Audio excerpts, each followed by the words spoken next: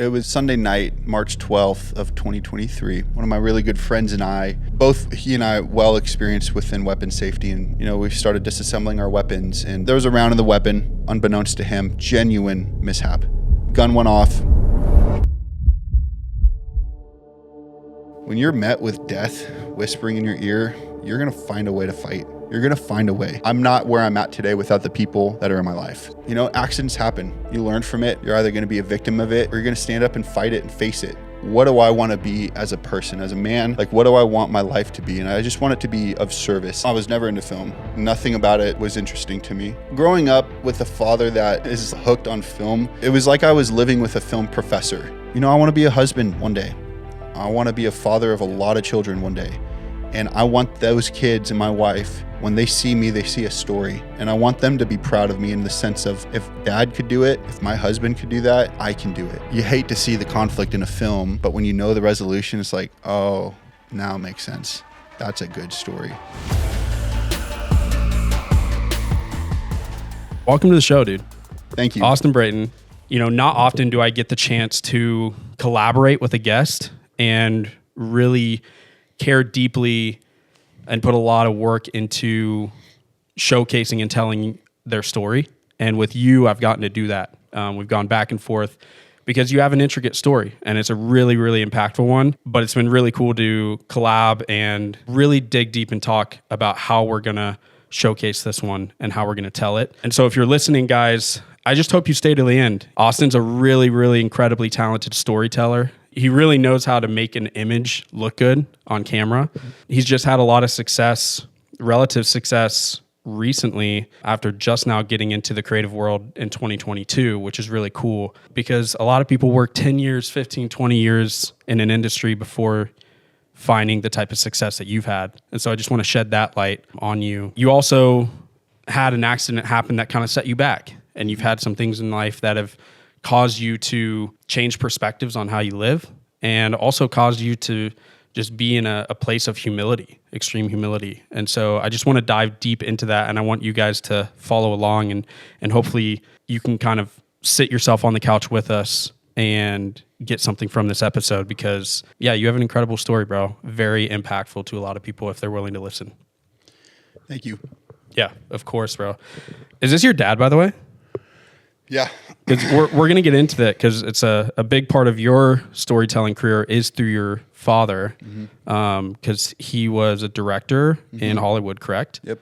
Okay. But this is really cool. And producer. This is really cool. Can we see this? Yeah. This is so dope. What's this camera he's shooting on? Do you know? Is that Panasonic or Sony? Oh, it's a Sharp. Wait, what's the year on this? Throwback. 83. October of 83. So this is a Minnesota Business Journal, I believe, for decision makers of growing a company, of Hold it up growing for the companies. people.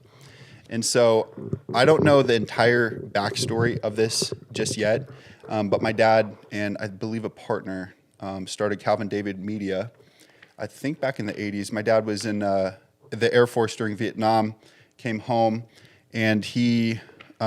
basically, long story short, he got hooked into drugs and cocaine. Wow. And it just wrecked his life like it does everybody. Just became an addict with it. Crazy. I don't know the entire story and details of it on the transformation out of addiction with him. But I do know that he basically turned his life around and redirected his efforts with storytelling and film to create a national campaign of a national anti-drug campaign through film. And he did that in the 80s and basically went on the war against it. So what he was consuming, he went against it through film and storytelling. And it had a lot of impact on a lot of people for a long time. He networked with CEOs and investors and different stuff of that nature to raise funds and to he basically sold the story on his addiction and then recovery. He went to AA and then became a sponsor. So really transformational story, and he used film as his weapon to save people. And so I never had an interest in film until 3 years ago in January. Wow. So to be able to look back and see, how he used a camera and storytelling and just the architecture of a story to fight against it. And the thing about my father, his name is David Bruce Brayton.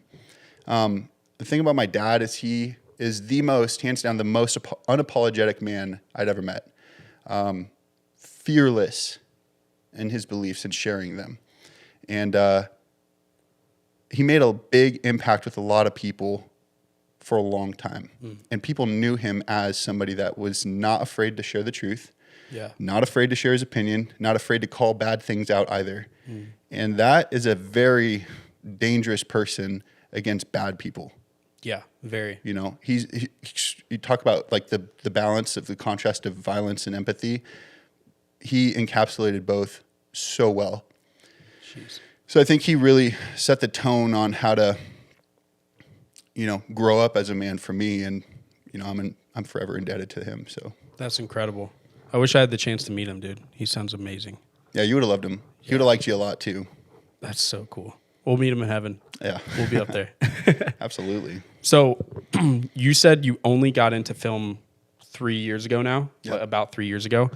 Why is that? Because obviously he was very much into it. Did that just cause you to want to chase after other things and just not even think about it? Or was there an intention to go an opposite direction?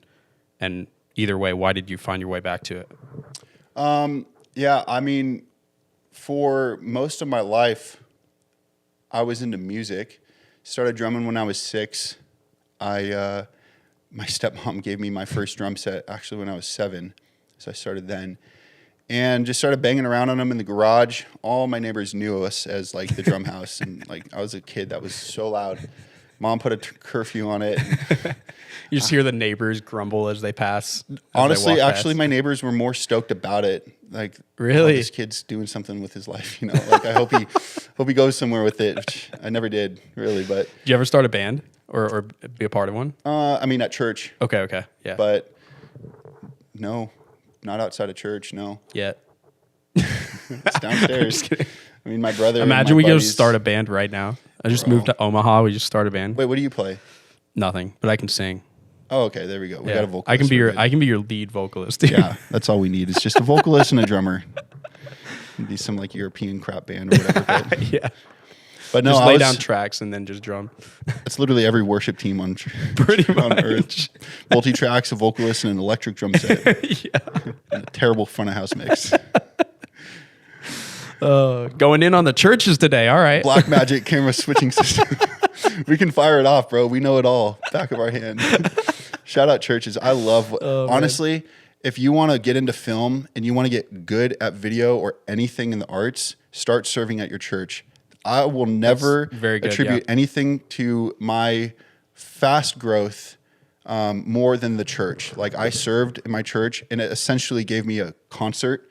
If you want to get in concert film or photo, it gave me a show every weekend, sometimes 2 or 3 a weekend.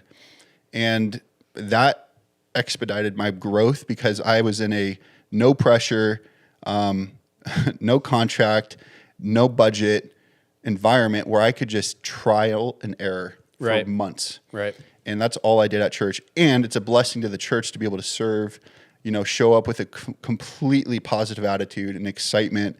Like it's a win-win. So if you're in that position where you're starting, get serving in your church and like watch your talent just go through the roof. You don't want to start practicing at concerts. Do it at a place where there's no pressure, and then take what you learn and, adjust and then go shoot a free concert. So a little shameless plug for there. Shameless plug. And also I just want to add, you have now directed for some of the biggest Christian worship performances out there, conferences. You directed for the Send, right? Mm-hmm. One of the Send's conferences. So take it from someone who has done it at the church level, the local church level, and done it on the quote unquote big stage, if you want to call it that. So it's a beautiful thing to serve at the church, like, and just attend, and understanding the balance of like, you're not there as a working bee, like you're there as somebody going to, worship in the house of God. But at the same time, like contributing and serving and volunteering your gifts to further the gospel and better other people. Like It's a win-win. Right. Definitely. No, I agree, man. So, okay. So you grew up and you weren't really in, I think we're talking about like more of your growing up years. So you grew up in LA, right? Mm-hmm. Because your dad was in Hollywood. He was producing, directing. So at that point, were you just kind of turned off by film because your dad was in it? Or were you inspired by it at that point? And why did you kind of go through however long you went through? I forget how many years before, like of your adult life before you got back into film, but No, I was never into film.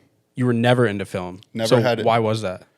I never had an interest. Like nothing about it was interesting to me. I don't know. It was just like a dark room. Like I just never knew about it. Never had an interest in it. Interesting.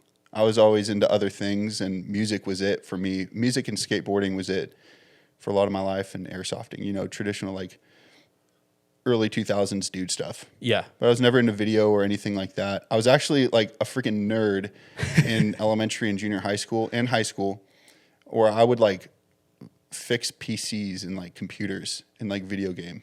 Like that was my life. Like Call of Duty was it for me in high school, but never into video. Why'd you get back, or why'd you get into it then? Like what led you back to the point where you utilized what you had learned from your dad? Because you're an incredible storyteller, right? You know how to pick apart a story, switch it around, and tell it in a way that people are going to be, one, like hooked, and two, impacted, left thinking, wow, what can I do better with my life? Or wow, like that really hit me. Okay, so growing up with a father that is like hooked on film, and that's his whole life, and storytelling and cinematography, and to be more specific, like continuity was the word I heard all the time growing up in my life. Composition, story arc, character development, everything like you can imagine. It was like I was living with a film professor.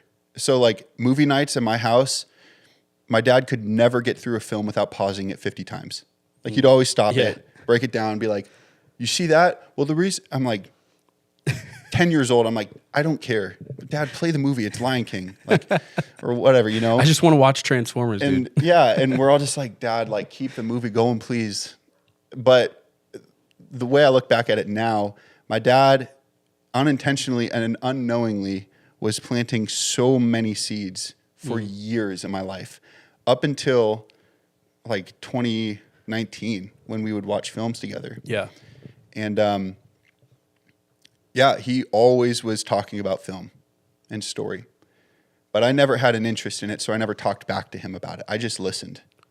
So it's more one of those things where it was just ingrained in you because you were so young and you were a sponge. You had no choice but to listen. Yeah. So then when you got back into it, it just kind of all came flooding back. Well, yeah. I mean, never having gotten back into it, once I got into it. I keep saying get back into it, but you never were in it. I was never into it. So once you got into film, it was like there was a dark room and he was just pouring boxes of information into it. And the lights were off the whole time. And he was just storing things. And he would like, a year later, throughout the year, he would just take another box and like fill that one up and take a bigger box and fill that room up. All of a sudden, 2022 hits and January, and it was like the lights came on in that room. And I had just nothing but boxes to think about, to read. And like, this is what my dad gave me, was an entire room of knowledge and wisdom and perspective and insight that I can now draw from. And it's directly impacted how I think about life, how I think about a scene, stories, composition, continuity is something I care big about. So yeah, I feel like I have just this entire room of boxes that I can draw from because my dad gave it to me unknowingly. And so now I have the rest of my life to use it. Have you ever seen the movie Inside Out? Did you ever watch that? It's a kid's movie, but you should watch that. Well, there's two now, Inside Out 1 and 2. They're about the memory, the brain, basically how the brain functions in a child. So it's like going inside of the kid's brain and all of her different emotions. And it's kind of like her maturing and then showcasing basically like the inner workings of her mind. And part of it is memory. And so there's this like, they're in this like headquarters and then there's this like huge cavern and canyon of like memories and just like whenever a memory happens, it turns into this ball, and then they like shove it down a tube, and it goes back basically into the brain. I don't know. I think of that because That's a kid's movie? It's a kid's movie, but honestly, has some really like deep narrative and deep storytelling when it comes to just how humans work. So I think you'd get a kick out of it. But it reminded me of that because basically, there's different parts of your memories. Your memory that is kind of like recent and you can pull from easily, and then your deep memory, forget what they call it, but like memories get sent back there and they like almost never get remembered, right? And so when you were talking about your dad basically, putting all of this information into black boxes, like dark rooms, essentially, it reminded me of that. Because at any given moment, you could have some event happen in your life that triggers a part of your brain that you kind of forgot about. And then it does light up, essentially. Yeah. It fires, like those neurons fire. And then all of a sudden, you can't ignore that whole room or that whole part of your brain. Yeah. So it's a cool visual. So if you ever want to watch it, it's an animated movie, so it's kind of cheesy, but it's honestly, it definitely gave me a little bit more context into even like interacting as humans. And then core memories and core beliefs, like in Inside Out 2, they talk about core beliefs. And so like as a kid, you go through different things in your life and you have core beliefs that are tied to those, whether it's like you're taught that you are capable of something or you aren't capable of something. You have those core beliefs. And then from that point on, anything you experience is tainted by the core belief. And so it's like, it basically emphasizes the importance of, as children, having the solid foundation. Because if you don't, as an adult, you're going to have to like dig up those roots in order to heal from certain trauma or heal from things that are causing you to believe certain things about myself. For example, I won't go into it, but for myself, like things happened to me as a kid where like I developed core beliefs that, one, I don't deserve any sort of success or blessings in life. And so, and two, I don't deserve like to work hard. And so that basically caused me to kind of look at life in a mediocre way and do things mediocre. And anytime I was faced with a challenge that caused me to be able to do something more than that or just do something excellent, like I would be hit with this belief that I didn't deserve to even work hard for that. And so thus I wouldn't do it. And I would just be like, nah, like I don't deserve it. So why would I put the work in? I'm not going to get it anyway. So it's really weird how like our minds work. So how do you work against that now then at your age? Now at my age, you first have to attack the belief. And so whenever I'm faced with a situation where I have a bit of work to do or I need to put work into a relationship or communicate with somebody and I have that belief come up, I have to sit there and remind myself of a new belief and remind myself why I'm doing something and remind myself that I can have success and that success isn't bad and that I'm not like below that. And it's really cheesy, but me reminding myself of that and even saying it out loud gives me the new confidence to attack the challenge and win, such as the running that you were talking about. I had a switch kind of flip in my head 4 months ago. I was working with my coach and I was just like, I think I just need a run because running is going to get me out of this mental fog and it's going to be putting me into this place of being able to believe this new thing about myself. If I take action and discipline myself to run when I don't want to run and I don't believe I can run, then eventually it's going to break through. And that's what it's done, But every run is a challenge for me because every run I truly don't believe, even though I've had success in it, I truly don't believe I can do it. And I don't believe I should do it because I don't believe I should finish it. Does that make sense? It's so weird and effed up, but that's how my brain works. And I'm having to combat that every single day with everything. Yeah. Our pastor at the church I go to, he's like my second dad now. And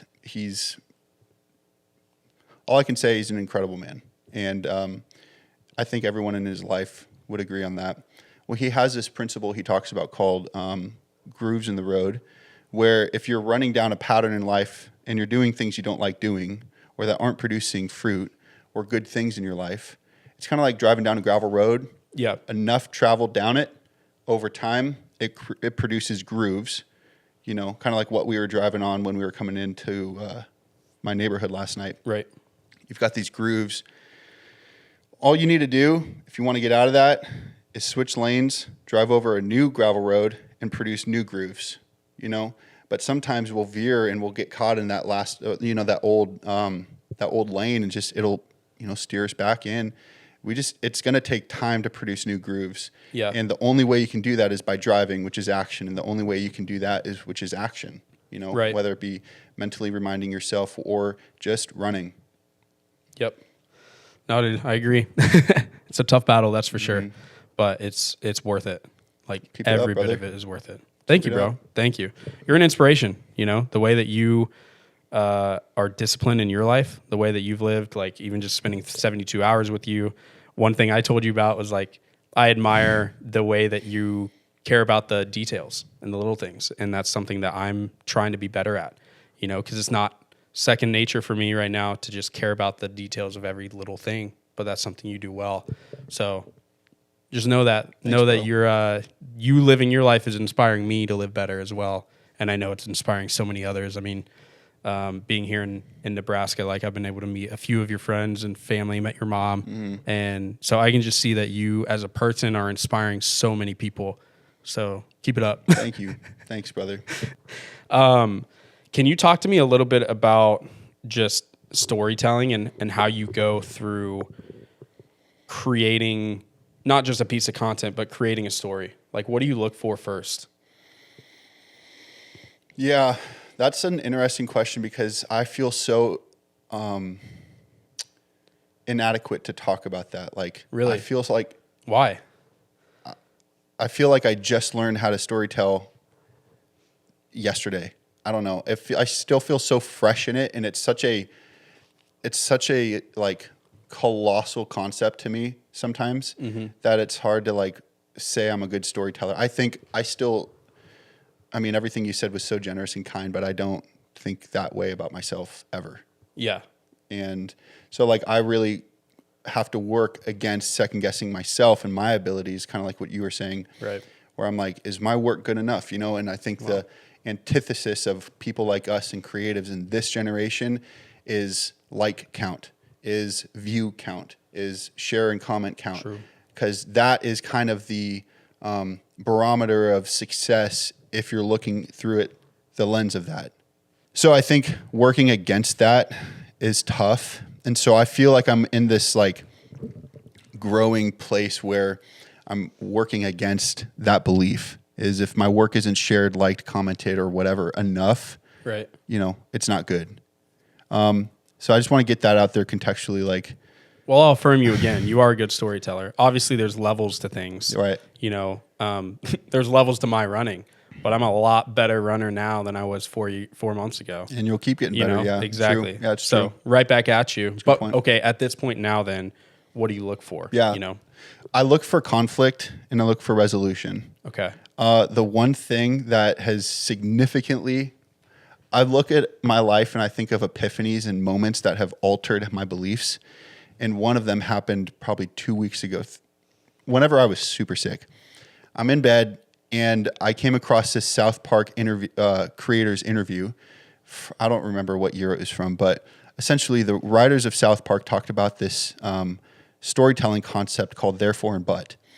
And instead of having a linear story go, this happened, and then this happened, and then this happened, that's what they used to do.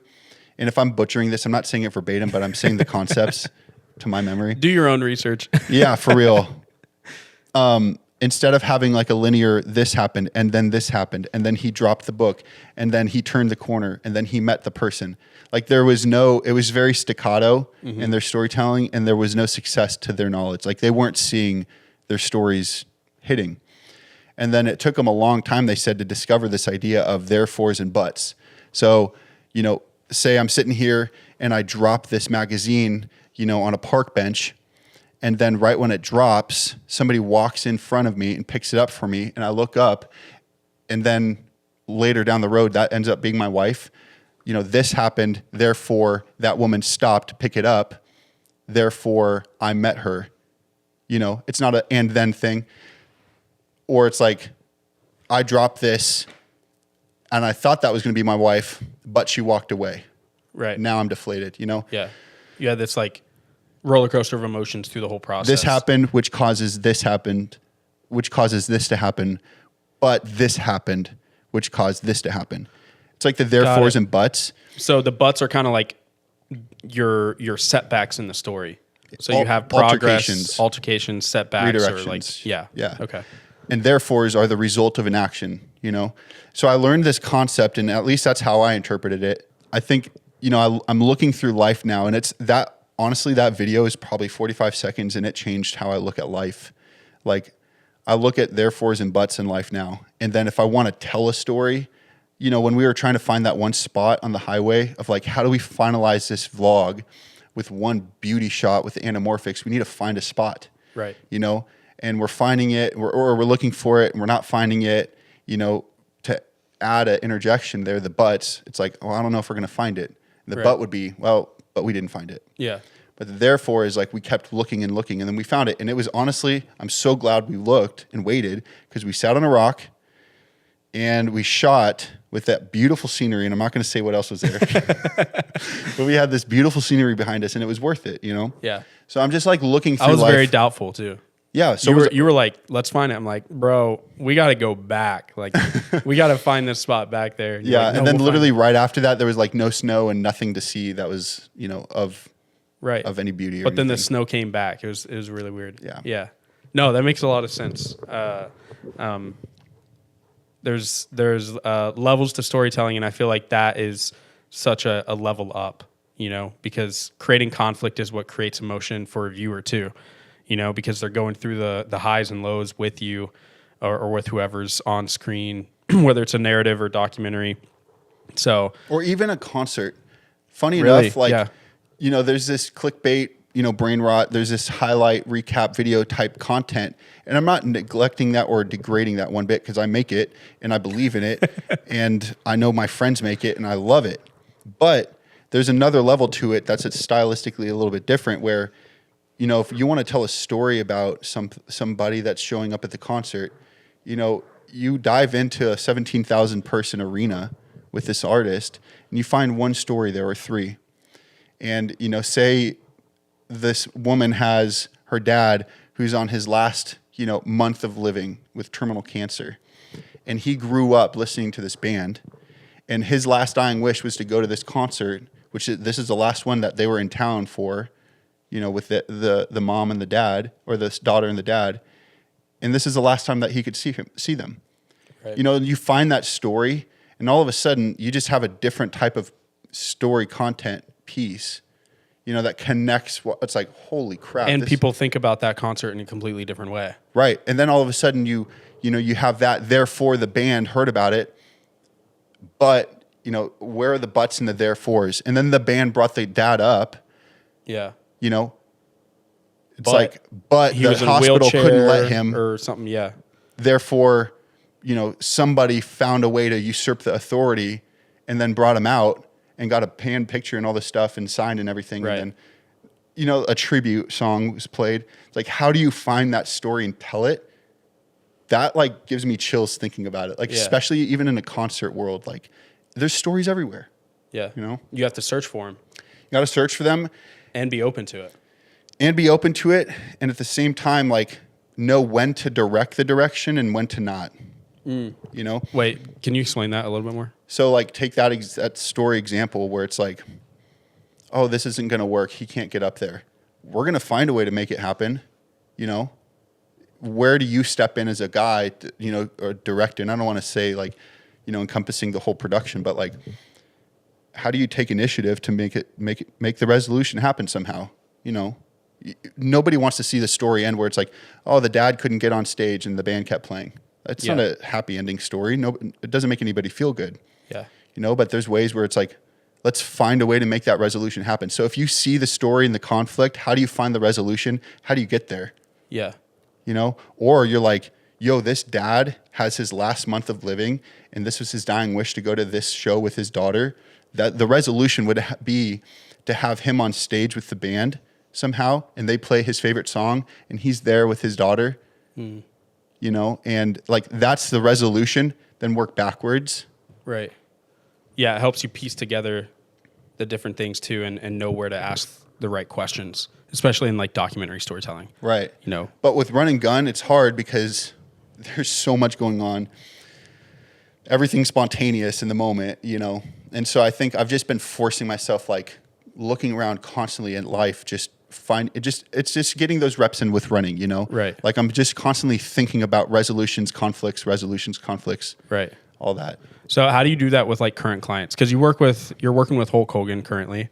You've done some work with him, gone on like different tours, promoting his new beer brand, I believe. Mm-hmm. So how have you kind of used that tool to create storylines for him that showcase to his fans, like, you know, his reality, who he is, his personality? Mm-hmm. Well, I haven't had the opportunity to make storytelling content like that yet. Okay. The deliverables were basically event recaps. Gotcha. So that's something that I pitched, and a desire that I have to do is to create that kind of stuff. Now, were there moments that were filmed? Absolutely. And is there long form content waiting to be made? Yes. And so there's so many of those moments that happen, but the client deliverables in that on that contract were just event recap stuff. But basically I'm looking for like this next line of work I'm getting into is longer form narrative storytelling, character development type content. You know, where we're able to make an impact. And again, I'm not knocking recaps and event stuff because I do it, my friends do it, and I love That's what I do. I do too, and I love it. Come at me, bro. But, you know, stylistically, I want to get into stuff that like has rich context and, you know, makes somebody feel something on a level where it's like that hypothetical story with the dad and the daughter. Like that's the kind of stuff that I want to make on a concert level. Right. You know, where it's more focused on YouTube. And it's not just, I don't know, I think there's a place for different types of content. And I want to get more into that long form narrative stuff. You know? It's a bigger payoff too in the end, I think. You know, because an event recap can showcase what went down, you know. And there's a place for it. And there's a place for it. And you can get into storytelling with the event recap, like you were saying. But with the longer form, you get to build more tension over time. You get to capitalize on when that tension breaks and you have a resolution. And then also you get to build characters more. Yeah. So like Hulk Hogan, for example, you get to build his character and like slowly but surely. I am building his character, bro. He's not been built for 40 years. That dude is a built legend. His life. Legend. Nothing but respect for that, brother. That is. I would not go toe to toe in a ring with him ever. No, I'll drink a beer with him, but I ain't going toe to toe. No chance. So not building character, but with him specifically, like revealing, showcasing, and you get to kind of like bring this little tidbit, this little thing out, and people get to see who Hulk Hogan is, you know, because he is a legend and there's so much lore there. Imagine being Hulk Hogan's grandkid. Oh yeah, dude, incredible. Yeah, that'd be you crazy. would not be messed with. No, there's something about though, like, you know, highlighting moments. Like there was a moment where there was a gentleman, I believe he had cerebral palsy, and he had, I believe, something else, you know, developmental, and it was at an event, and I think it was day 3 that we were all out in Alabama, and it was this gentleman, his mother, Hulk, the manager, myself, and some of our team. It was before everybody came in to see Hulk and meet and all this stuff. And the mother told the story about this gentleman, and I think maybe he was in his early 30s, late 20s. Big fan, but he couldn't speak. And he just had some stuff where he just couldn't, he wasn't developed the way you would expect a normal 28-year-old or whatever he was. But he was a massive fan of Hulk ever since he was a kid. And he got the opportunity to meet Hulk, and Hulk took his time, was in no rush. It's beautiful. And sat there and talked to him and hugged him and was just there with him in that moment. And the only focus in Hulk's world was that gentleman. How often do you see that from these people, you know, with influence and fame and reach the way he does? Like, you don't see that side, that compassion ever, you know, unless you're documenting and storytelling and seeing it as a filmmaker or as a, you know, as a videographer, like staying in tune emotionally with that moment and knowing, again, where to be, because there's a place for a videographer to not be. There's a place for a videographer to be, you know, and being able to be in tune emotionally with those moments and see like just a different side of a character. Like, it's an incredible honor to be able to tell that side of a character, you know, or person. Yeah. No, I get what you're talking about. I mean, even on this podcast, I've had moments where that's happened in just conversation, where people have talked about certain things and opened up a different side of themselves. And dude, I pray before every single podcast that the Holy Spirit would allow me to be aware of that stuff, because it's so easy for me to get caught up in like what I want to talk about, like my agenda. And if I'm not like in that headspace, then I can look past a moment, you know, and it can pass me by, and somebody could have been impacted by that, but I chose to just talk about whatever I wanted to talk about. Totally, you know? dude. Yeah. So I get that. It makes total sense. Like, were you able to put anything together for that moment yet? Or is that kind of going to be more in like the long form upcoming? Yeah, I believe that sounds like a super impactful, beautiful moment. Yeah, it was. And there's dozens of those from the, you know, the weeks we were all out. And yeah, I believe that one of those moments or scenes is on Instagram, I think. Oh, that's cool. Yeah. That's really cool. I don't recall though, but. That's awesome. That's so cool, dude. Just seeing you, like I didn't meet you until 2023, but hearing 2024. Last year, yeah. Hearing your story from when you got started in 2022, and just seeing like the success that you've had, or more so not like, success, but just the people that you've been able to impact and been able to work with has been really cool. Like Hulk recently, but then also working with Cody and Carrie Carnes as well, and working on some cool projects in like the Christian music industry. First of all, I want to get into just like technology stuff, like what you use, how you tell stories with the camera itself. But can you speak a little bit on just building relationships with people and how you got in certain rooms with people, and then how you were able to provide value as a filmmaker and as like a freelancer, essentially? I would first give context by saying these are all things that I've learned and am learning from other people and have just trialed and errored. So, you know, none of this is like original or just mine, but this is all stuff I'm not where I'm at today without the people that are in my 100%. life. And I'm standing on the shoulders of the people that have propped me up, that have given me opportunities, that have invited me into their space, that have invested into me. And there are countless people in my life through all the years and more recent years that I would love to just shout out, you know, all day kind of thing. So Feel free to shout them out whenever they come to mind. Yes, I will happily. But I just want to give context with that. But no, I like that you said that though. It's really important to look back on who's helped you and who's put you in certain places. Totally. Because we can't do any of this alone anyway. Community is so big. But I think the biggest thing that I learned is Mark 10:45. For the Son of Man didn't come to be served, but to serve and to give his life a ransom for many. Like, I got that tattooed on my knuckles when I was in Guatemala on a mission trip in 2016. And that verse really struck me back then when I learned it and read it on, like, what do I want to be as a person, as a man? Like, what do I want my life to be? And I just want it to be of service. Like, I want to volunteer. I want to serve. I want to donate. I want to bless and give away as much as I can within reason to help people and to benefit them, because a lot of people have done that to me. And I don't know, there's just a satisfaction about giving away something you have to somebody else that doesn't. That's like, it's so much more gratifying than getting. And so that in context to the career that I'm in, you know, I've found that serving people or artists, and I'll say this, early on, I started in 2022 in January. I got my camera, learned how to turn it on, really started that's when the light turned on in that black room.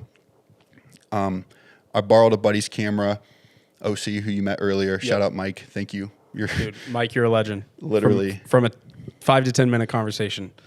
Yeah. He's one of my best friends and has poured gas on my fire throughout my life. So cool. He and I met in 2012 when he moved here from LA. I moved here from LA a year before that. We roommated, lived in our pastor's basement, got discipled by him for a year, got on staff together, worked together for 8 years. So we've been through life, for a long time. And I asked him one day, and it was January of 2022, if I could borrow his camera. I just wanted to try video, see what happens. It's an A7 III with a 35 millimeter 1.4 Sigma art lens. Classic. I still have that lens too, actually. It's one of the main ones I use. Dude. Yeah. Yeah. It's for great. photo, especially. Like, it's one of the main lenses I've used for photo. Crushes. Yeah. It's beautiful. I use it on a Canon though. So. And the podcast is over. Shout out Sony gang. We're on FX3s today. Hey, at least it's not Nikon. Can we agree on that? Yeah. Yeah. Yeah. Nikon sucks. You know what's funny is I've never used any other camera, so I can't talk like that. Like, I just say it jokingly, but I literally have no other experience outside of Sony. Yeah. Well, I use Sony too, so I'm there with you. Yeah, we're step bros. You just gotta. We're not full blood, but just get a Canon, and then we'll be there. No, the only For Canon photos. I'm getting is an actual artillery cannon. Oh one day. my gosh. But, you and your guns, bro. Gotta be, bro. But yeah, I borrowed my buddy's camera, made a little video, got into it, sent it off to a very generous friend of mine at the time, and what he said was like astounded that I could even make something like that. Wow. Because all he knew of me for 7 years prior was just music, producing, writing, performing, that kind of stuff. So when I showed him a video, it was like it, kind of sideswiped him. He didn't expect that.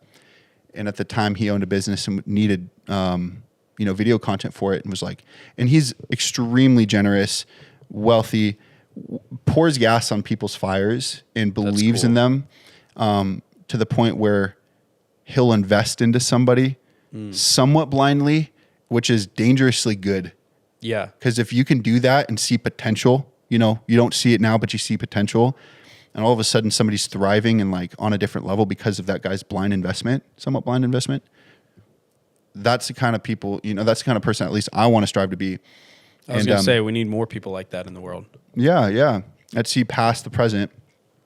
So anyway, he asked me to do his videos for his business, and I said, well, I don't have any gear. And I said, do you have a camera? I'm borrowing OC's. And he's like, how about I buy you all your gear? Whoa. And you just work it off. Wow. And just keep it when you're done. And again, I was like, just started, no clue what I was doing kind of thing. You're like, I don't even know what gear I need. I legit said that, and I was like Googling best camera gear or whatever. I'm like, all right. Like, I need a red. I need a Sony FX6. No, he asked if I wanted like Give a me red an or Ari any of those. Alexa. Yeah, he was like, what do you want, a red, Komodo? Do you want these things? I'm like, well, I'd touched one Sony, so I'll stick with Sony. Knew the FX3 was like fresh in and like super sick.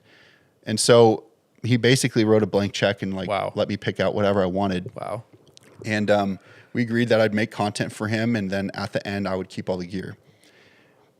He literally poured a tank of gas on a little flame. Dude, 2022 was my year to just, all I did was film and edit. I kid you not. I'm not exaggerating, there was not a day that went by that I wasn't filming and editing something for the entire year. Did I make money early on? No, I did not. I burned money. I spent it traveling around the country, asking to shoot people for free, reaching out on Instagram, networking, building my portfolio, shooting everything and anything I possibly could, a free wedding, paying my flight to get to there to do it, which is my first wedding that I filmed in March of 22, asking, different artists in the, EDM space and in the Christian music space if I could film them. Like, hey, can I film you for free? No risk. I'll get myself there and I'll get myself back. I'm not expecting a shout out. I just want to film you. I'll be a fly on the wall kind of thing. Yeah. They were so generous to allow me to come up to their set, film them. I'm meeting them backstage and stuff. And I'm thinking like, this is a totally different world. And no expectations. I'm not expecting money. I'm genuinely like, I'm not expecting a tag. I just want the opportunity to expose myself to this industry, to just get my reps in, meanwhile serving each Sunday and getting my, these kinks out early on, like really helped for me to be able to step into spaces like that. So all that to say, the biggest thing that I learned and can always point back to as like my true north is like, how can I serve and over deliver? And have I done that perfectly every time? Absolutely not. Right. Have I failed in this business in certain aspects throughout the last 3 years? Yes. I've had some hard lessons that I've learned. I've made some mistakes, but I've also learned from them and have made I've had some really cool opportunities because of, consistency, passion, and people's grace to let me in their space, dude. So big. I mean, the grace part especially, because, like, we receive the ultimate grace from God, and that's like such a big thing. But then to also receive grace from people whose lives have been changed by God too, is such a beautiful thing. Mm-hmm. But yeah, not that that's the secret to the trade, but that sounds like you just putting yourself out there, serving as much as you can with no expectation in return is what kind of catapulted you almost. It's like you just opened the floodgates and just ran as fast as you could. And I don't know, it seemed like it's not like you had no regard, but you were just like, let me be a sponge, let me learn anything and everything, mm-hmm. and kind of find my way, find my footing as I go. Yeah. It'd be like me at the top of the mountain like on Friday, just being like, all right, you know what? I'm just going to start doing somersaults like down the mountain, and then eventually like I might, catch an edge or something and like learn how to snowboard on the way down. Yeah. So it's really admirable because that means you weren't afraid to get hurt. Well, I think if you go in with no expectations, you're not going to get hurt. Really? Why is that? If I went in with an expectation to get paid or shouted out and I didn't, I'd be hurt. Right.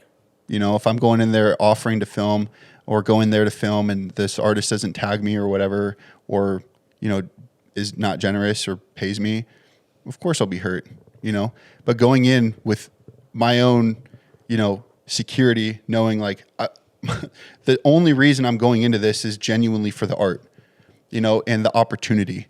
And because I love it.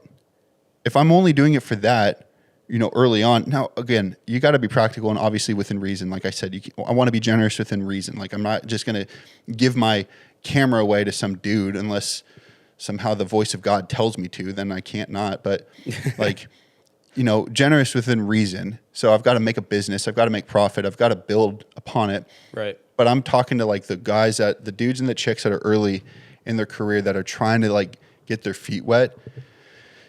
You don't have a portfolio worth crap, probably.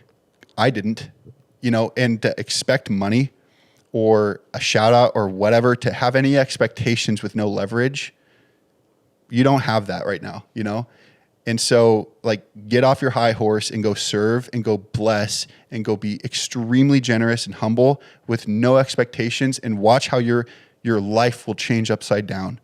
And I can only speak on that from experience, because I did not have a portfolio worth crap. I literally had a blank website. I didn't have anything. And if I were to go in there with any expectation of, well, this is my budget or this is my rate or what? No, it's not. Yeah. You're not worth it, Yeah. And so there is a risk that we all have to take early on where it's like, do I believe in it enough? Am I willing to go the distance? Yeah. Am I willing to not get hurt by keeping my security low and saying I'm not expecting anything, Yeah. And so by not expecting anything, there was one artist that I got to work with where I just gave him content. It was after the send. And I just gave him content and was like, hey, it's great to meet you. I uploaded these 3 files on Dropbox for you to use. Happy to use them if you want. I don't expect anything. No tag, nothing. Right. It's very clear and just kind of got the elephant out of the room. Like, I'm sure there's, creators that are like, hey, if you want to use this, tag me or whatever. This will be $50 if you want to use, or whatever they want to do. It's like, here's the product, but like also, give me some. It's like there's a practical part of that with a business, but at the same time, it's like, dude didn't ask for it. Yeah. So just give it to him and just be like, hey, I don't need anything for this. Enjoy it. I love the craft. Great to meet you for a brief second. Yeah. And he was really generous to be like, bro, this was so kind. This is such a great moment that we didn't see from our perspective. This is insane. They ended up posting it immediately.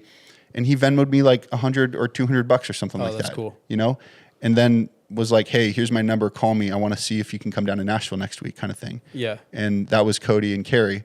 That's so cool. And it opened a really cool door by just giving. Yeah. I, again, didn't expect anything.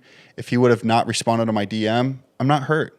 Right. If he would have taken it and not tagged me or not paid me or not posted it, doesn't hurt me. Yeah. Like, I'm in love with the craft.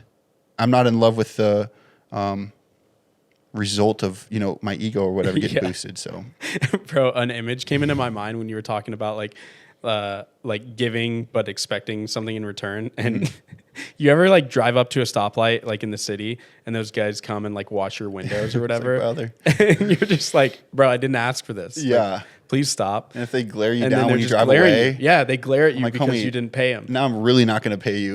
Yeah. You're like, I didn't want it in the first place, but you did it anyway. And now you're mad that I didn't pay you for it. Dude, that's just so unhealthy, and so if there's anybody that is doing that or that is going to do that one day, just know like there's grace. But if you know not to do that, don't do it. Just be generous, and don't have expectations. Right. And I'll speak as somebody who didn't just fully aim to serve in the beginning of my career when it came to creative. I was always kind of like, oh, like, well, here's my price, here's my price. And they were lower prices, but I was always more focused on, okay, I need to make money doing this. Right. Yeah. Let me make sure, and it's not a bad thing to need to make money.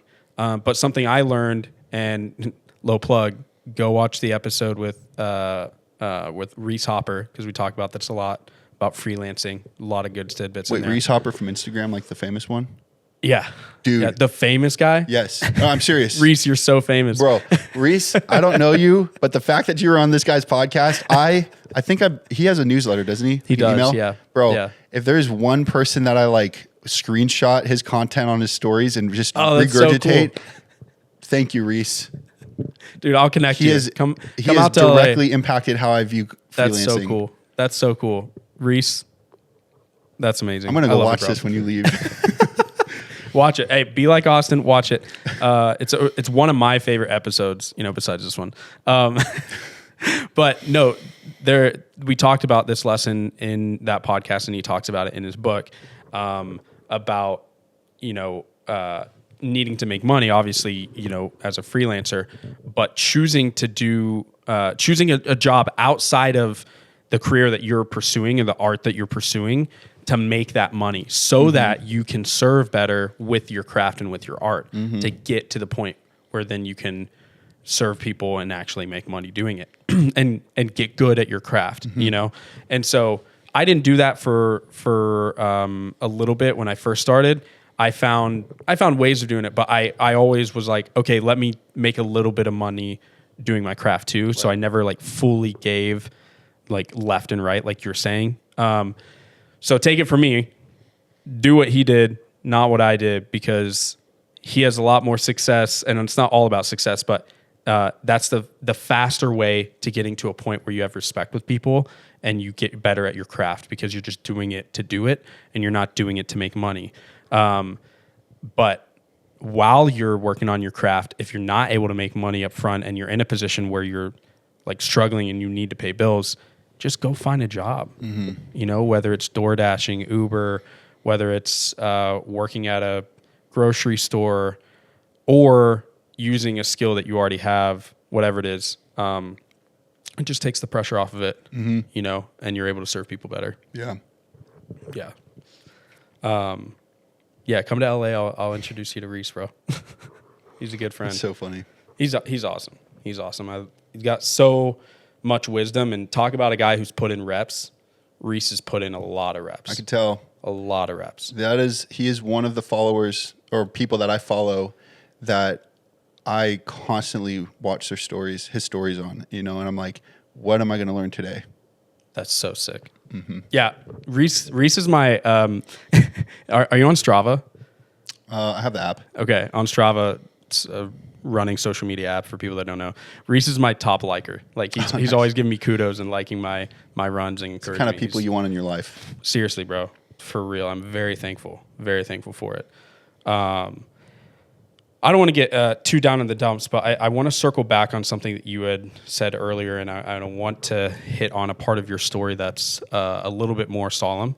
Earlier, you were talking about the buts and the therefores and finding the resolution, and people wouldn't notice it just by seeing you here with the anamorphic lenses, like looking all pretty, but you've gone through some pretty tough trials in life. And you've gone through one specific tough trial that was a major setback and happened, a year and a half after getting into filming? Yeah, a year and a half. So very soon. So we just talked about your rise, and opening the floodgates and running fully into this thing and encountering success and having, built relationships with people to a point where you're able to work on some really, really cool projects. And then you had an accident happen that really, really set you back. Can you take me through what happened and take them through what happened, but also speak a little bit on this big but, this setback, and then talk about finding the therefore and finding the resolution out of that. Well put, bro. Well put. I like that. Thank you, bro.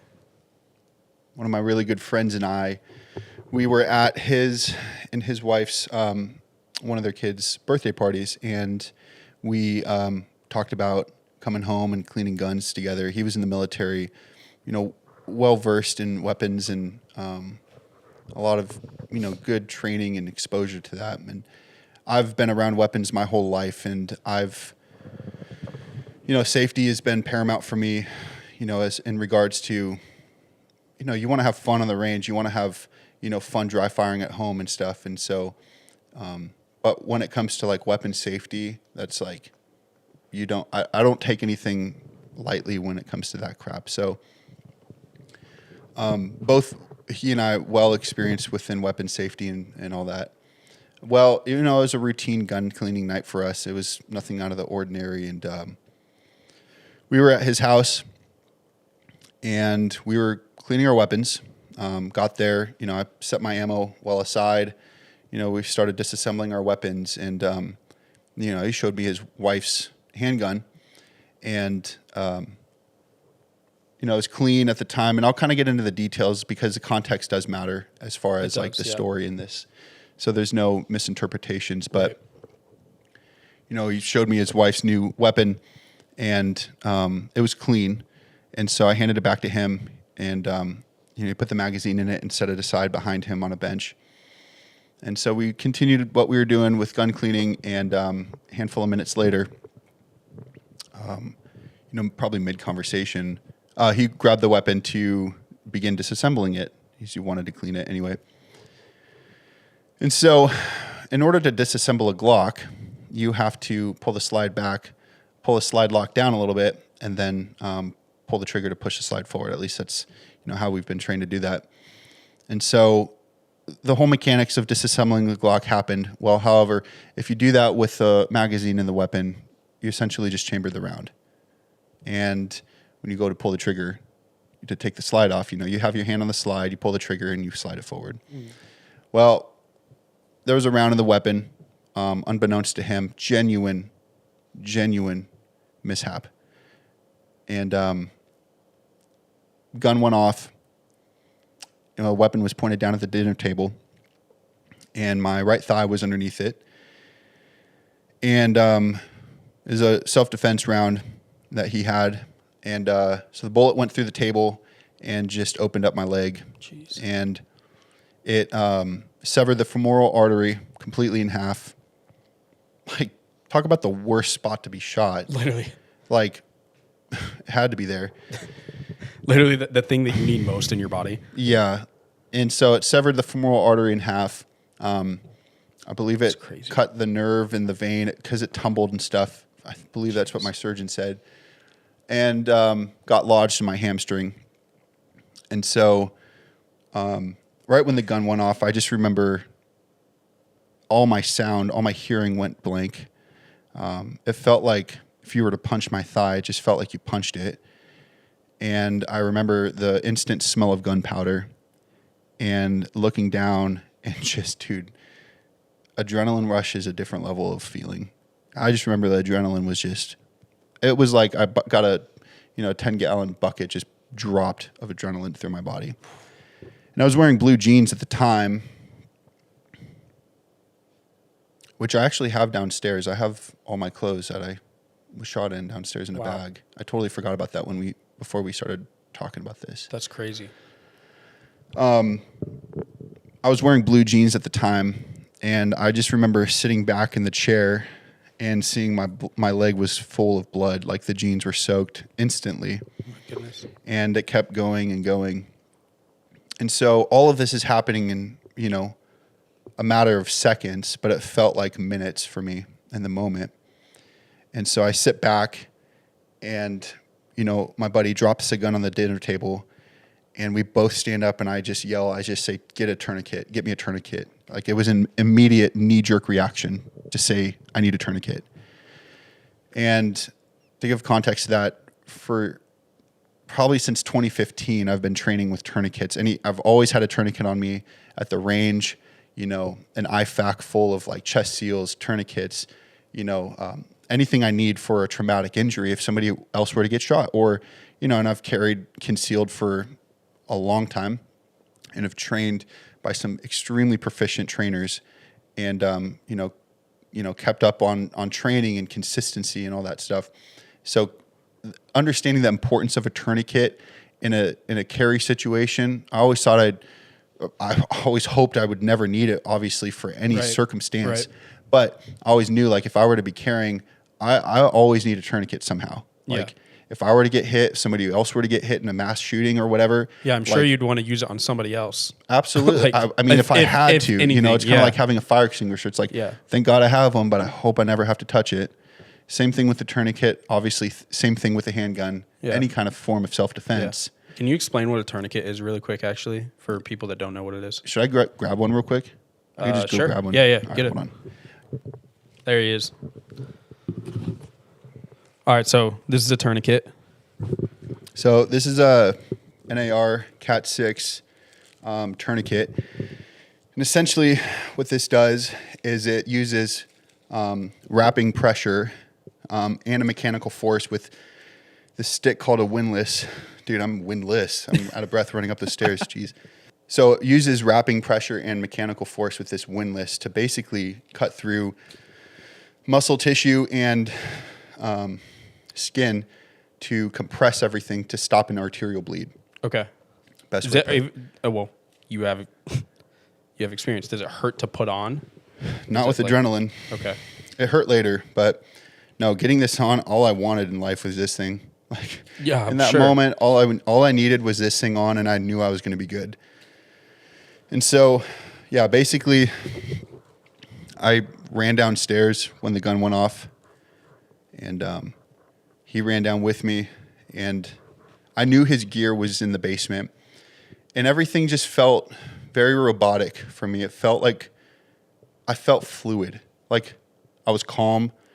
There was no screaming. I didn't know it was an arterial laceration, or, I didn't know my artery was cut in half. I just know if I'm shot or if somebody else is shot in any extremity, you get a tourniquet on. High and tight, pull it down, stop the bleeding, put pressure on it, call an ambulance, keep them alive. Like, I looked it up later on, but I think NAR, North American Rescue, they say if you have an arterial, if you're shot in the artery, you have a 90-second window before you bleed out to death. 90 seconds. That's so a average. Minute and a half. Mm-hmm. That's crazy. So the gun goes off. I say, get me a tourniquet. I sprint downstairs with him. it's calm. His family's naturally not calm. She rushes the kids upstairs, protects them, from seeing anything. Right. Thank God. Yeah. And I lay down. I do the whole thing that I've learned, in training and stuff for years. Pull my pants down. And it's got to be on skin. I'm like, get the tourniquet. I'm laying there. We get the tourniquet. We get it on. I'm like, get it high and tight. Pulls it up, pulls the strap, Velcros it over, starts turning the windlass, and the windlass snaps. It was a fake. It was a dupe from Amazon. He didn't know it, or when people buy fakes, you don't know that they're going to break. Right. If there's one thing I can tell anybody, throw your fake tourniquet away. If you're a dude in the, firearms community, throw it away. If it's not an NAR Cat Gen 6 tourniquet, like, throw it in the trash. And if you are practicing with the tourniquet, get a practice tourniquet. Don't use a real one, because you're going to wear it down. And if you have anything go wrong with this thing and your arteries cut in half, you don't want to risk it. My goodness. So I didn't know the windlass snapped until I woke up the next morning in the ICU, and my buddy showed me a photo of it. But thank God it worked enough. Yeah, the windlass got locked in place in time, and he put direct pressure on it. That's crazy. Literally life and death right there in a product. Yeah, and 100%. Not to get lost in that, but no, that's a very important part of it. Is that this thing is the only reason I'm alive. Was that tourniquet? Like, there's no other saving my life. And the way I was bleeding out, it was so extremely fast. I had, I think, lost 2 liters of blood within 45 to 50 seconds. My gosh. And we had gotten the tourniquet on from the time the gun went off, basically within a minute. We got the tourniquet on, got downstairs, laid down, did the whole thing. Jeez. Stopped the bleeding. So, my trauma surgeon said I had roughly 30 seconds left of blood before I would have dried out. And you can't put blood back in. You're done. Nope. The other crazy part is that the not ambulance, enough, at least. No, well, the ambulance said, or they said the ambulance was 11 minutes away from the time they were called, which is about a minute after the gun went off, maybe a minute and a half. The ambulance took 11 minutes to get there.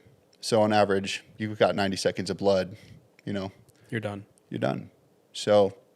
Plus, it's going to take them a minute or two to get things Well, the out. sheriff, they couldn't get in because the call involved a gun, and, sheriff have to come in first. Right. And make sure the scene's safe for the paramedics. Paramedics got there 6 minutes later. They stayed at the bottom of the street for 5. Wow.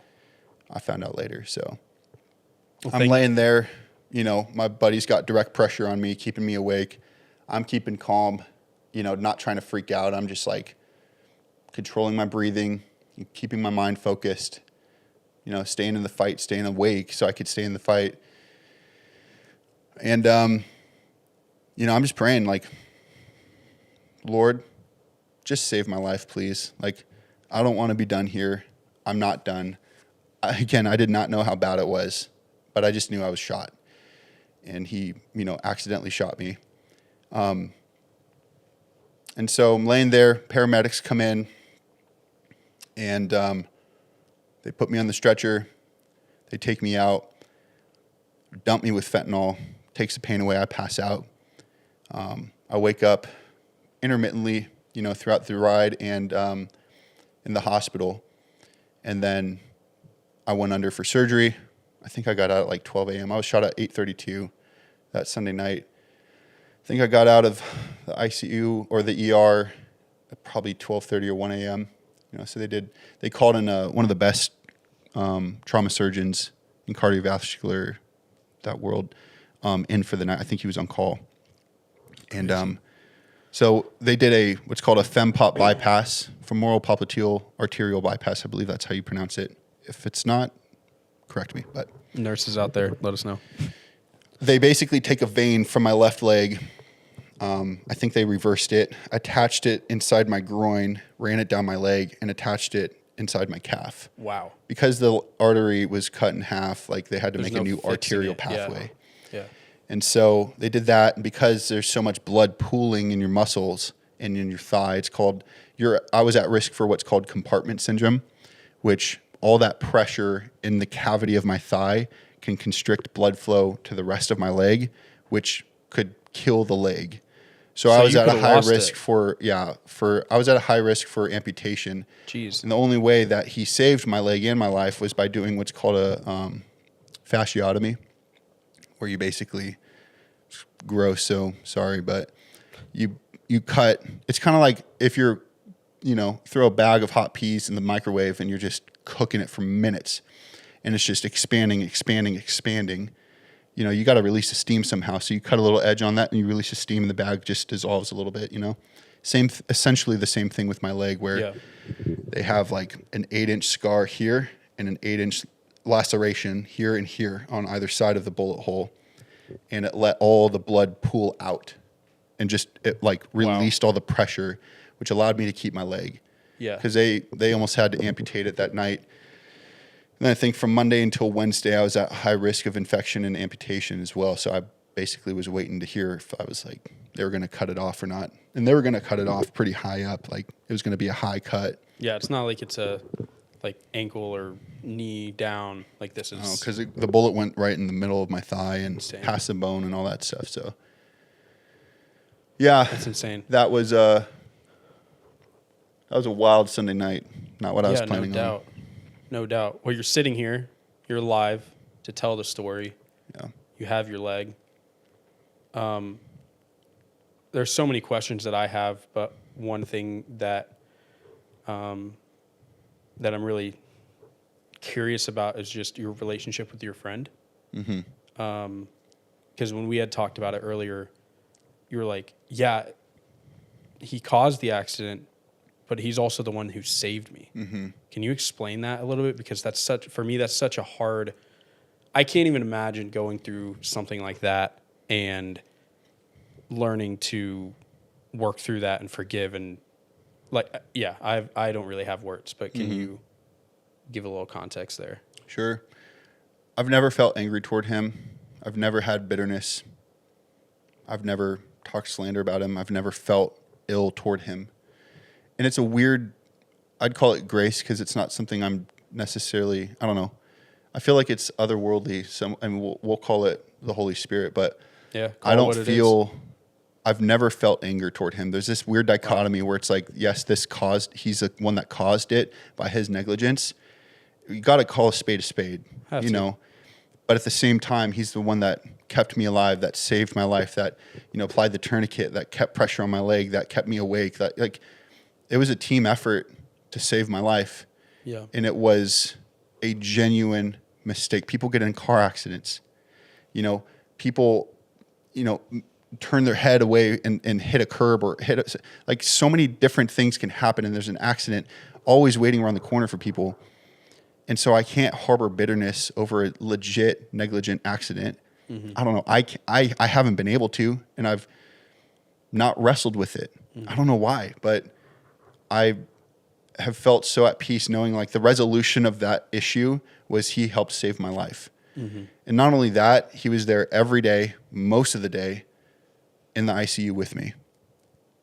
That's crazy. And if I remember correctly, he had just had a child as well. Yeah. So there was a lot of big stuff in the moment, happening up before that incident with me. The birth of his child and all this kind of stuff. Like there was a lot of exciting things, and then that happened, and it was just like all of our worlds got rocked and upside down. And at the time, everyone thought I shot myself. My family and friends, and they showed up at the ER until he showed up and apologized and was like, "I did it," and everyone was like, "Oh my gosh," And the crazy part is that my family embraced him through his grief. That's with beautiful. That. And didn't feel bitterness or anger toward him either. And so there was a model of grace in our family that was like, I don't know. And I can't say everyone has to experience that or do that if you've been offended. I'm not saying that, but allow yourself to feel that. Allow yourself to see if that's even a possibility in your life. If what happened to you, if you can live in a place of forgiveness and like grace toward that person that offended you, like it's possible, and I can't speak for every situation, but I can for mine. Mm-hmm. And so, we've,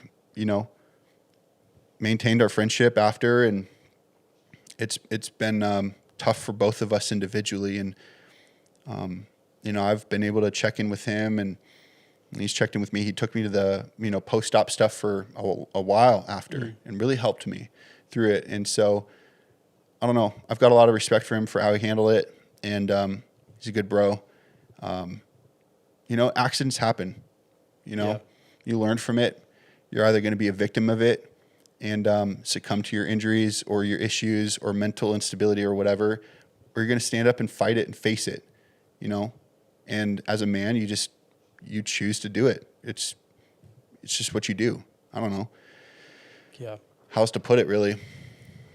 So the recovery road has been long. It was long. It was, I think it was the Monday morning. I was in the ICU, and my trauma surgeon woke me up at like 7 a.m., told me what happened and what happened post-op or in surgery, and then what's going to happen post-op. And I was in the ICU for 2 weeks. Went through dressing changes every day. Essentially went through PT within the hospital. Can you talk about the dressing changes a little bit? Because that's something that stuck out to me when I first heard the story. Was you explained that these dressing changes were so much more painful than actually getting shot. That boggled my mind. I didn't understand it at first. I honestly think the adrenaline just blocked the pain for me. The pain started to show up when I'm laying on the ground, and I don't know, after maybe 10 minutes, I started to feel the pressure of the tourniquet, and it was like this burning sensation, but you just swallow it and keep fighting. I don't know. I'm not dying. This isn't going to take me out. I still got stuff to do on, I'm not dying here. This would be pathetic if I just laid here and was like, I'm done. The wild part about it, though, is that there was a thought where it was I could die right now. If I wanted to, I could just die. You could let go. I could. Yeah. And there was a rope that I had in my hand. This is the weirdest thing to explain because I haven't explained it this way until now, but I felt like I had a rope in my hand where if I wanted to, if the anguish of my mental state or whatever and I was in the moment, if I just wanted to die, it was so easy. And no one would have known that I chose it. Mm-hmm. No one would have known I let go of the rope. Wow. But I felt like I was literally holding the rope, keeping myself alive, holding on to it. I have the choice right now if I want to die or not. And it was seconds away, Wow. But just, I don't know, kept the rope in my hand and that's integrity, dude. Kept fighting on it. That's crazy. Isn't that insane how many choices we have on a daily basis that involve basically us and God? Mm-hmm. Nobody else has to know what we go through. If we, like you said, you could have let go, nobody would have known. You would have been celebrated, but you chose to stick in that fight. It was hard. You knew that's what you needed to do. Life was hard at the time, and it's life's hard for everybody. I mean, I'm not going to call victim, mentality on this by any stretch, but life was just tough at the time. I just lost my dad a couple years ago. Business was good. Business was thriving, but I don't know, personal stuff. I was just it'd be really easy to just die and just not be here. And it's if I would have, offed myself, then everyone would have known that's how I died. Or if I would have, but it was just such a weird experience to feel that rope essentially in my hand. And if I just wanted to let it go and drift, I could have, and no one would have known. And I would have just been in eternity. Yeah. But I fought. Sorry. But I fought, and I chose to stick in it and stay with it, Why? Why did you choose? You spoke about that, but why? What were some of the things that were on your mind? I don't have anything profound to say other than I didn't want to die. Okay. As elementary as that is, life itself, I did not want to be over. There was nothing more profound than life itself for me in that moment. It made me appreciate stories from people. My life changed after that night. My life changed toward desiring people more than I ever have. I don't know, it took me out of me. In a sense, it's somewhat almost even what did die that night. I think a lot of what did die that night was my ego. And not in a sense of something, intentionally directly killed my ego, But I feel like I've realized my life is not for my life anymore after that night. So I guess something did die. And I don't know. If you knew me before the shooting, I was a different dude. Now I'm a different dude. And What's different about it? Or about you? I think I just care for people more. I care about stories more. I care about impact more. And I'm not going to lie, dude. Life has been really tough over the last few years in a handful of ways, especially after the shooting. And so, but I just care differently now for people more than I do myself, you know? Yeah. I mean, I see it, and I barely knew you over social media before it happened. I think just seeing, to give us a small example, like seeing the way that you even cared for my family, my close friends and my family this last weekend, because we randomly like met up with some of my second family essentially. And the way that you were just interacting and caring about them, and the way before we even went into the house to see them, you're like asking me questions about who they are so that you have context, so that you can care even more. So I've seen it on our small level of friendship. But yeah, I mean, it's just so crazy. Like, it makes sense, but it's just so crazy that like going through that gave you such gave you such more resilience, like you mentioned the moment where you could have let go and kept, and died instead of kept living. But it seems to me like that wasn't just one choice. Like, that's been a choice ever since it happened, almost every day. And from the way that you speak about it and the way that you talk about like your battles that you have mentally every day, psychologically, you're sitting here basically choosing that every day to love people, to care for people. And I think that's just such a testament. And I'd love to get your personal take on that. But from what I have heard you say, like, that's just such a testament to what life is in and of itself. It's not just one choice to live. It's a daily choice, a minute by minute choice to live and to care and do the right thing. And most of those choices aren't seen by other people. It's just you and yourself and God. So I don't know. It's just that's like one thing that really hit me when you were telling me this story, and when I was hearing it for the first time and then hearing it for the second time. It's just nuts. Yeah, I think there was somewhat like, it felt like 3 different phases of recovery. There was the immediate survival phase, which is that night and like the days to come or days after. There was the recovery phase, which was in the ICU and then post-op and, physical therapy and all that kind of stuff. And it was actually Monday morning, like when I woke up, when my trauma surgeon told me everything that happened, I was like, my birthday was literally 2 months later to the day.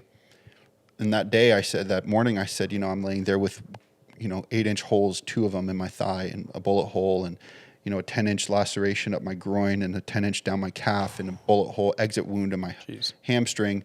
And I'm basically immobile, not knowing how I'm going to walk again. Maybe we'll lose my leg on Wednesday. They said I had 3 days. They didn't know if they were going to have to, chop it off or not. But now I said that Monday.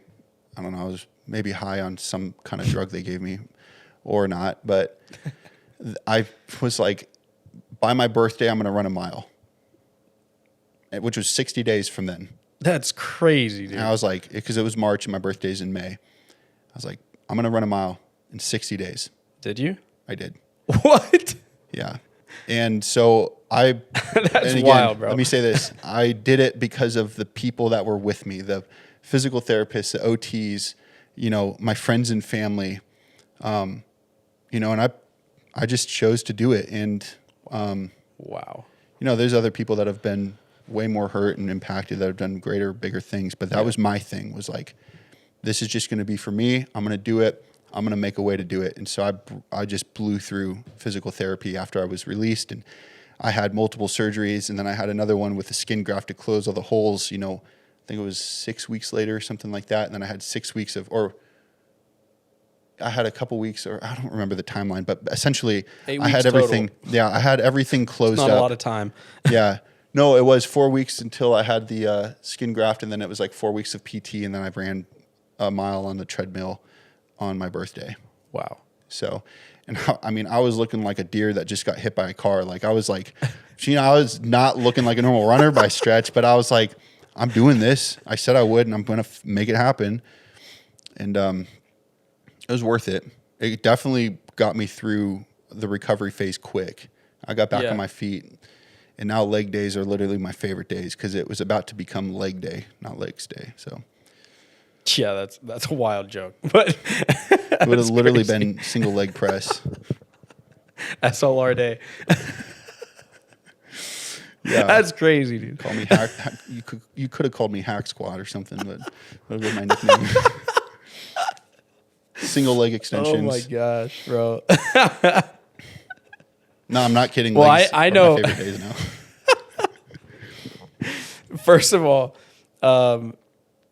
I know from now on, like, whenever I feel tired during a run, I'm gonna think of you and keep going. Yeah, For real. I hope Honest so. to God, because I complain about how much it hurts for me to run, and I pretty much have perfectly fine legs.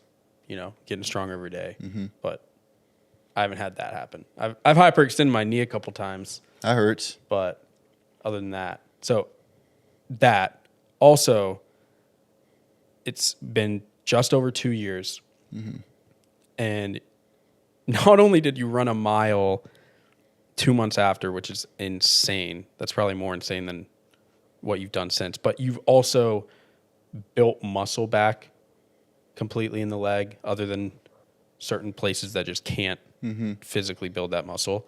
You're training for a half marathon. You're massive, athletically, physically, like you're quote unquote back. What did it take to do that? It's a really good question. Took a lot of calories.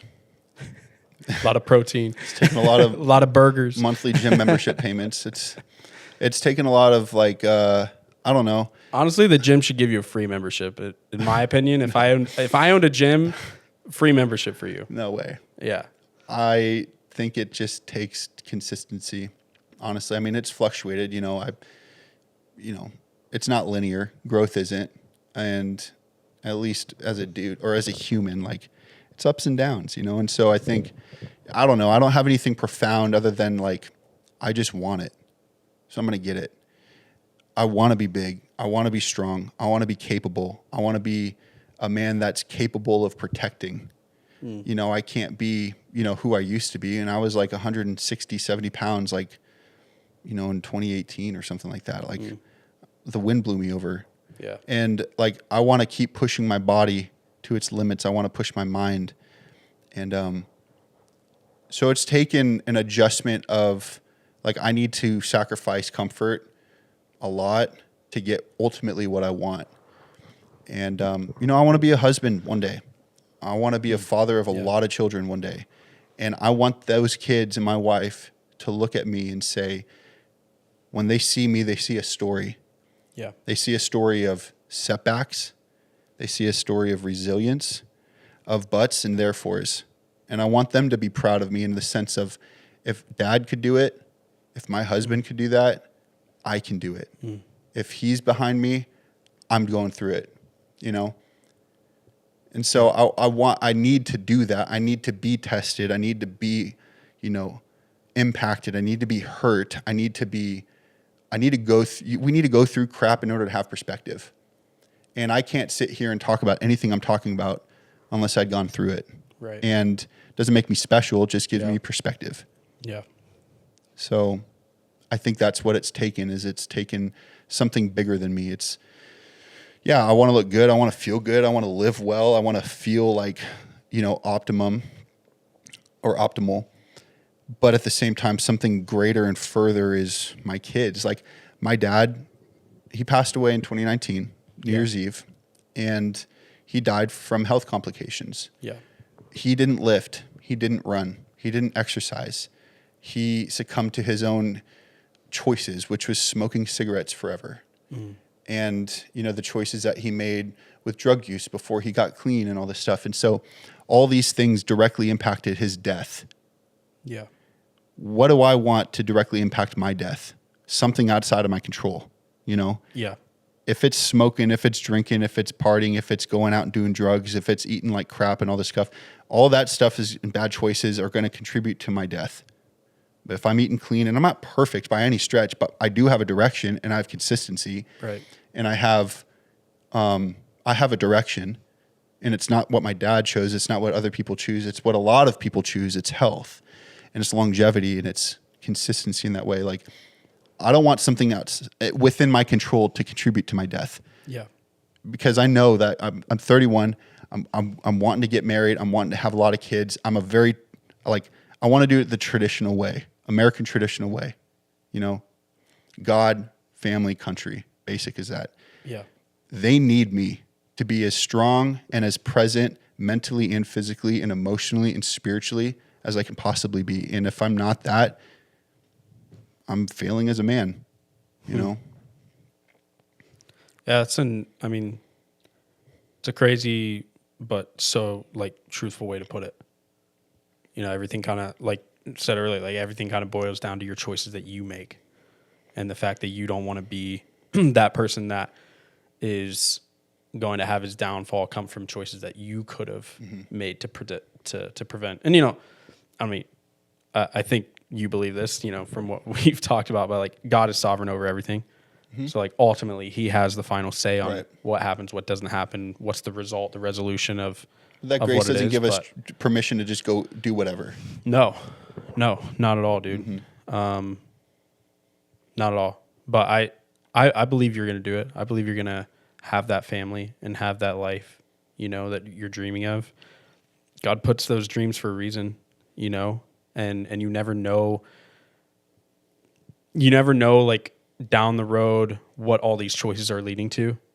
But it seems like you have the trust in God that it's going to work out in a specific way that's designed for his glory, and you could go down tangents of this happened, like what if and how this is going to affect people, we don't know why God put that initial dream of life in your head at that moment, right?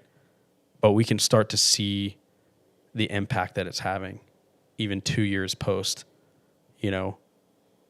speaking personally for my journey as a human, you're impacting me. I've seen you share the story with a couple other people, with people that are close to me, and I saw the look in their eyes and how in the moment it's hitting them and changing their perspective on how they're living their life. And I think that's what storytelling is, but that's what living life and testimony is. It breathes life into people. It breathes truth into people. And if nothing else, if you don't happen to ever have a family, have a wife, kids, right?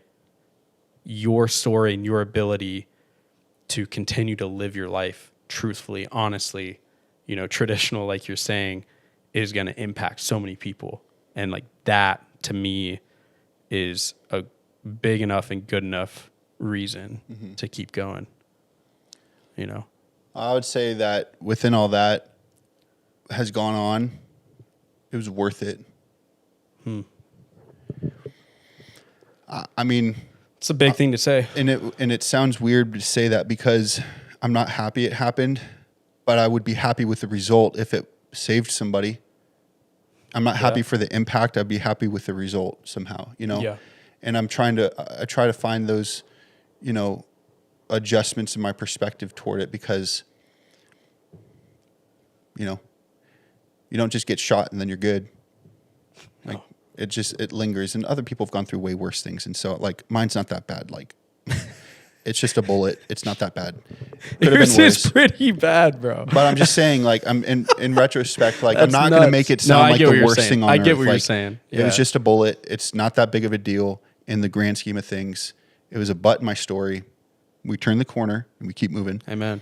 But what I will say is that if it helps somebody, if it saves somebody, if it adjusts their perspective in life, if it makes them better, if it, whatever, if that's the result of what I had to go through, it was worth it.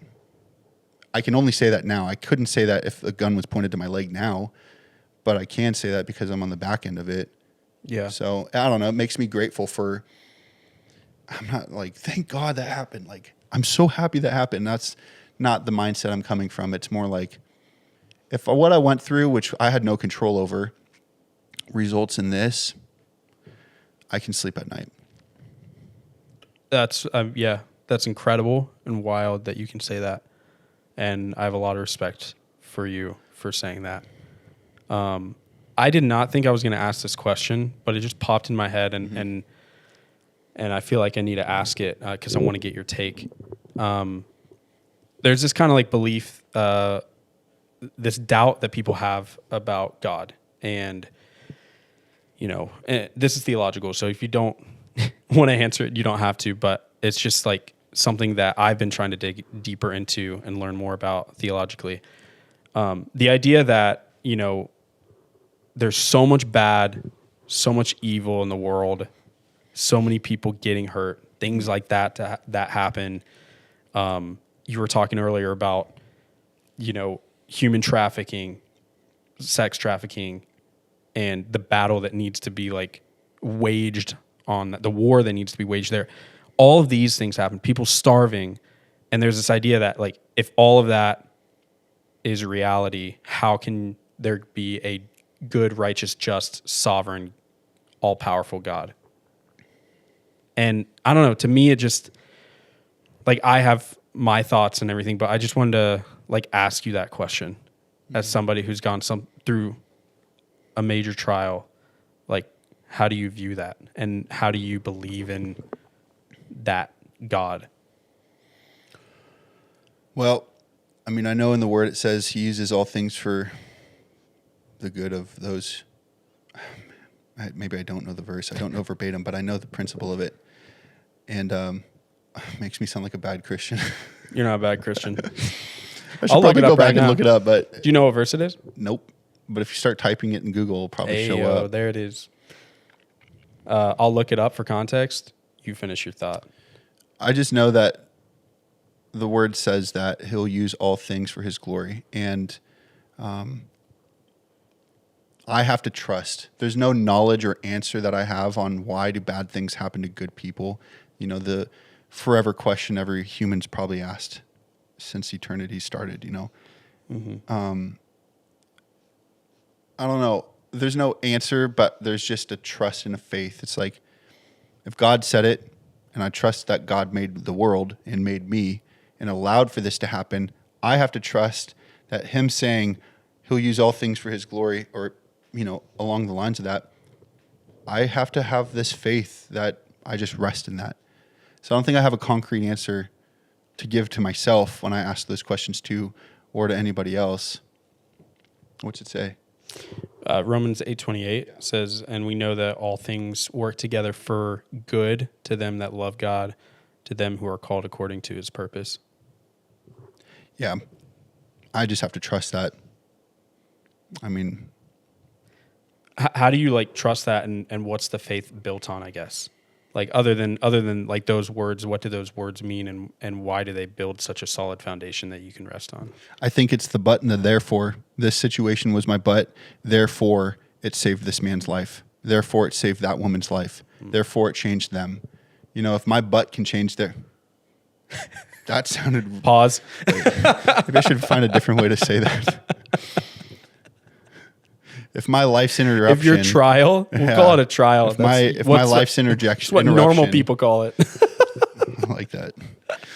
Make light of a dark situation. If my issue or life's interruption therefore contributes to somebody's betterment or saving or them being saved, then, again, I'm not glad it happened, but I'm glad with the result. So there's a peace in the resolution. I'm not happy about the conflict, but I'm happy about the resolution. Kind of within the story, it's like, you hate to see the conflict in a film, but when you know the resolution, it's like, oh, now it makes sense. Yeah. That's a good story. Right. 5 stars, Amazon. Like, I'm going to rate it. Right. It's like, I'm happy with the resolution. I'm not happy with the issue. Right. But if the issue contributed to that resolution happening, it sounds so weird, but it's worth it. I don't know. Would it not be better? Like obviously sin is in the world because of us. Like as humans, we messed up and brought sin into the world by disobeying God in the first place. Adam Gosh, and Eve. dang it. Man, Adam, geez. Come on, bro. Why'd you do that, dude? I don't know, bro. I want to ask him like every day. I wanted to be in the garden, brother. Eve, Just put me in the garden, dude. what were you thinking? Can't get through a serious thought. Why can't God just snap his fingers and make everything good again? Like, why does there still have to be that conflict? Mm-hmm. We live in a fallen world, man. We live in a sinful, fallen world, and we are born with sin. We're born into it. Like, we're gross, sinful, gnarly humans, and we have no choice over it when we're birthed. And the only thing we have to choose is to repent from that, accept and believe Jesus Christ is Lord, and walk in the gospel, and just walk in obedience to him. I think he did snap his fingers. He gave us a way out. Like, it is our choice to either abide in that life or not.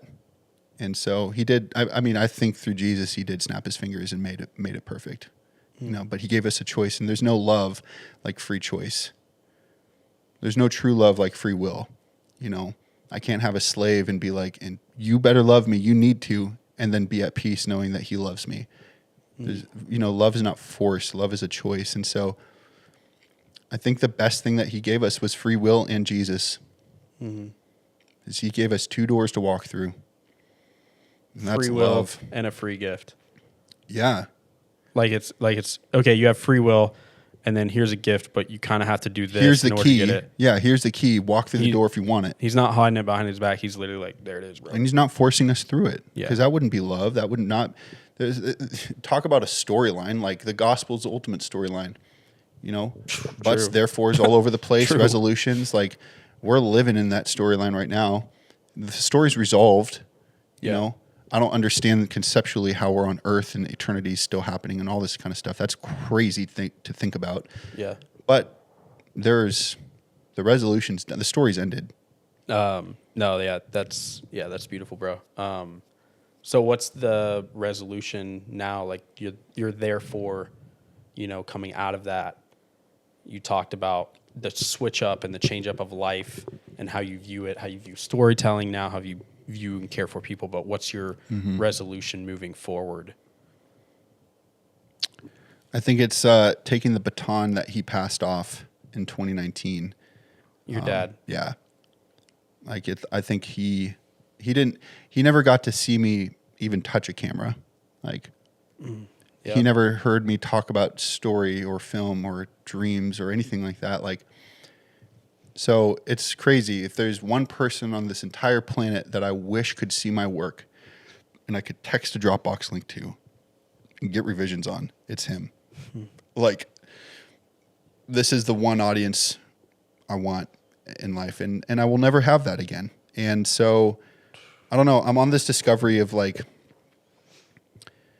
how far is this going to go for me? Like, how big will this be for me? And, like, how big will the impact be for other people? And that's really more so, I think, what I care about now.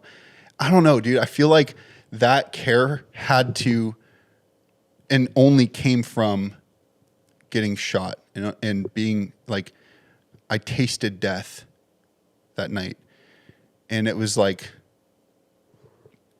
right next to my ear, just talking to me. And I feel like getting that close to tasting eternity within seconds of it, it shifted things. And for my life where it's at now, I don't know, maybe I don't think I could be where I'm at unless I had tasted death the way I did, Yeah. So I'm on this discovery phase still discovery phase. I sound like an entrepreneur. Let's have a discovery call. I'm in this discovery phase on Zoom Send right you now. the Zoom. I'm in this discovery period right now where I'm like I'm so new to this world, bro. Like this career, this industry. There are so many dudes that have been doing this way longer than me, way more talented than me, and I have to give them respect. But and I'm just grateful that I'm even able to do this. But Yeah. I don't know how far this is going to go. I'm still figuring it out. It feels like I still feel like I just learned yesterday how to do all this stuff, and I'm learning constantly. It's like a fire hose. So I know right now, like I'm building my business. I'm, still learning some of the basics in a sense, and building networks and connections. And at the end of the day, for me, it's a people business. Like I just love being around people. I love talking to people. I love hearing people's stories, hanging. And so like, I just get to do that now with a camera, and that gets me around cool people and able to do cool stuff. And I love that. That's cool. And I don't know. I've been changed by stories. I've been changed by people's resolutions. Like I want to do that. Yeah. I want to help somebody change their life. Yeah. Through my lens and camera, Yeah. So let's do it. Let's ride. I believe you will, bro. I'm here for it. I'm here every step of the way. It's cool to call you a friend now and a brother, and you inspire me daily. So, yeah, Thanks, I'll keep you to that. I need that, man. I need that. It's not every day, it feels like that, but it's not about the feeling every day. It's about the choice.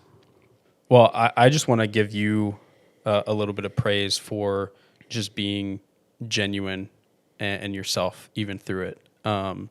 Even yesterday on our ride back from Colorado, it's a 9-hour trip. And, we spent 72 hours together, like snowboarding highs of life, creating memories. We were not high. We're not high. But we're so Colorado. high. Colorado, Rocky Mountain High, bro. No, you were just, you were,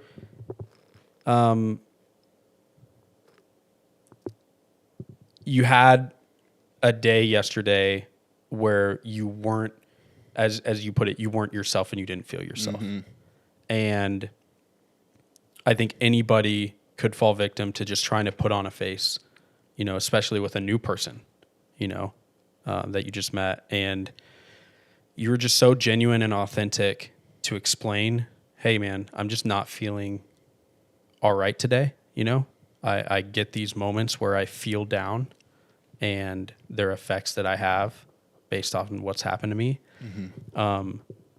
And you apologize for just like not being yourself, but you were unapologetically who you were, even in like a low moment. Mm-hmm. And I don't know, to me, that's just very admirable. And so I think it gave me a new level of respect for you in the moment. And yeah, I don't know. I think that's just something that we should all strive to do a little bit more. So. Well, it doesn't come easy. I mean, I'm not going to say I've mastered it or will ever master it, but I don't know. I feel like I'm allowing myself to just be more honest with that kind of stuff where, there's a responsibility as a man. I believe that we already carry our burdens, but at the same time, we need to allow like other dudes to be in our life that we trust, that have been well vetted through experience and consistent character, where it's like, I trust you to help me for a minute. Mm-hmm. So I'm going to ask for it. And I have a handful of dudes in my life that I care for and that I know care for me, and that at a drop of a hat, they'd have my back. Yeah. And they know that I would have their back. Yep. And, is this like, it's this balance where it's like, are you some victim that's like constantly complaining and just throwing their crap out and just blah, blah, blah, blah, blah? Or it's that balance. It's like, are you too, feminine? Or are you too, the opposite? It's like, as a man, you've got to strike that balance where it's like, dude, I just need help for a minute. Right. I just need to get this off my chest, and I need to find a resolution with this. Or I just need to get it out, so I can help find my own resolution in this. Right. And it just takes time with, knowing the right people and seeing their character over time. And, I've come a long way. I've made plenty of mistakes in my life, and I've not always been that with my friends. And, I have with others, and not every friend of mine has been that way with me, and then they have. And so, yeah, I'm still learning where it's like, okay, this is not weakness to ask for help in a moment, Strength is what it is. It really is. And I think, I don't know, there's just a balance with it, because you don't want to be a victim the whole time, but at the same time, you don't want to harbor, because then you'll blow up and it comes out unhealthily. So it's like, how do you constantly keep that tea kettle like releasing, you know? And honestly, dude, the gym has saved my life. Really? Mm-hmm. The gym is like my haven. It's my, it's just my go-to to get it out. Like, I go there, I put my head down. I've made so many great friendships there, and I go at the same time every day. And 6 days a week is like, I've been doing that for years now, and I've made such great friendships. And I know, like, when I go there, this is where I get it on. Mm-hmm. And that has been like, if I didn't go to the gym, I don't know where I would be at life. To be honest, physically, I don't know, but mentally, it is such a saving grace for me to be there. And I've never done drugs. I've never smoked weed. So I've never had that as an outlet in my life for stress or issues. But honestly, dude, the gym has been like my saving grace. Yeah. I can relate a little bit with the running recently. Really? Yeah, I'm finding that out a lot. It's what's gotten me out of my mental fog and gotten me to more focused, if nothing else. Like it creates focus. Yeah. So yeah, I vouch for it. If any of you are struggling with anything in life and you live by a gym, it doesn't matter if you live by it or not, and there's a gym in your city, go. Find somebody that's there. Ask for some help. Be honest. Doesn't matter. I have a buddy. He's, as he calls himself, obese. He's large, and he's been large for his entire life, and he knows it. And everyone knows it. Like 400 plus pounds. Wow. That's not healthy for any of his family or himself. It's not healthy for his wife or his kids. And he finally took ownership and acknowledged that and said on January 1st, this year actually, I'm done being obese. And he named his Instagram account, I am done being obese. I've seen this guy. Yeah. Dude. He's one of my best friends. Inspirational, dude. Nathan has Bro, I want to meet lost. him sometime. He's here in Omaha. When I come back, I want to meet him, bro. I think you guys need to do a podcast together. I would love that. He's also a phenomenally talented photographer. I would love that. And worship leader, singer. Dude is like so freaking skilled, it makes everyone jealous. But he chose January. What's his name? Nathan. That's right. Yep. Nathan, come on the podcast, I'll give you his info later, but he said, I'm done being obese. I can't be there for my wife. I can't be there for my kids the way I need to. And so he's gone on this transformational journey, over the last 3.5 months now. He's lost a ton of weight, but it's not the weight that he's lost. It's the mindsets that he's lost. Yeah. And he keeps losing, because you can lose the weight, but if you don't change the mind, the weight's coming back eventually. Yeah. He's creating new grooves in the road. Exactly. Yeah. And so he's found his therefore out of his butt. Again, that sounds so weird. Trial. I love the word butt, but my immature brain goes, he found his therefore out of his trial, out of his conflict. And so he's found his resolution. And dude, That's about amazing. Like somebody taking radical accountability and ownership, looking in the mirror and seeing it and being like, I am done being obese. Yeah. Or if I look at my leg, or if I look at my pain that I experience every night, or if I look at the mental stuff that I deal with, within like, the flashbacks or whatever. And I'm being honest, like if I look at that and I'm like, it's whatever. I'm being a weak man. Yeah. I'm not living up to my possibilities or my capabilities. And I'm hurting those around me. And I'm also hurting the woman that's going to be by my side one day and the children running around in my house. I'm hurting them without them even being here. Right. If I'm being weak. Yep. There's a difference in, if I'm being weak. Yeah. That's one thing that's actually pushed me a lot too. What? Just the realization of like the future. It's like, okay, if I want a wife, kids, Like, who do I want to be? What man do I want to be? And what am I making? Like, what choices am I making now to move myself towards that?